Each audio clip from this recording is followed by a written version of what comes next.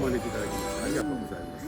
どうぞどうぞ。ちょうど今冷たい。じゃあいただきます。これね、わらび餅のコーヒーゼリーみたい。だからちょっと粘りがあるから気をつけてわらび食べて餅、みて。珍しいね。寒天じゃなくて。どう？あららら、こんな。おい、本当だ。ちょっと食べれへんな。なかなか食べにくいね。ちょっと珍しいから買ってみてくださ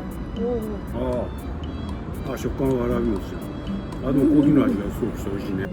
神谷義弘ね、よくお土産でね、こんな感じでね、やってたな。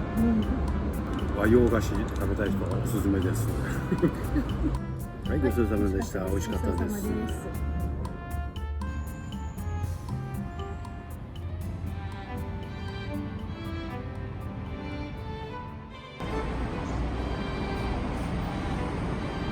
朝顔出てきた早いな。ほとんど全部出てきた。じゃあひまわりも大体上のところから全部出てきたね。よっ。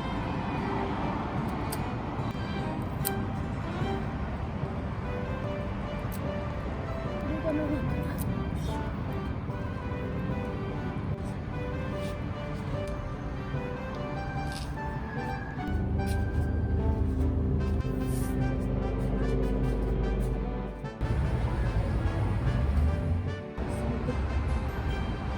咲いてこれ実になりそう。一番最初の花のは取ってで他の脇芽も取るといいらしいね。脇芽はこういうのかな、取った方がいいってことだからちょっと一旦取ってなんかそのあともう一個生えてくるとね、こうなるといいかな。そういうのが当たり前なんだよね。これも木をたまたま出てきたからすぐ出てきたから植えてみた。これ生ゴミからのこぼれ種だよね。で、育ったこっちのこんなに大きくなったの。トマトね、どんなトマト？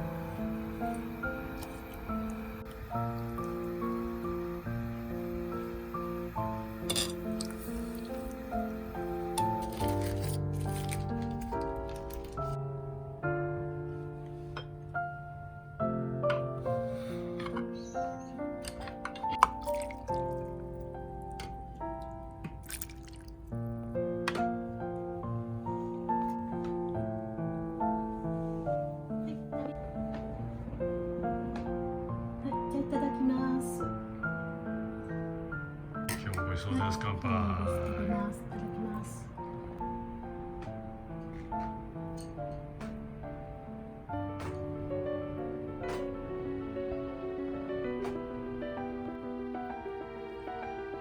新聞食久しぶりだね。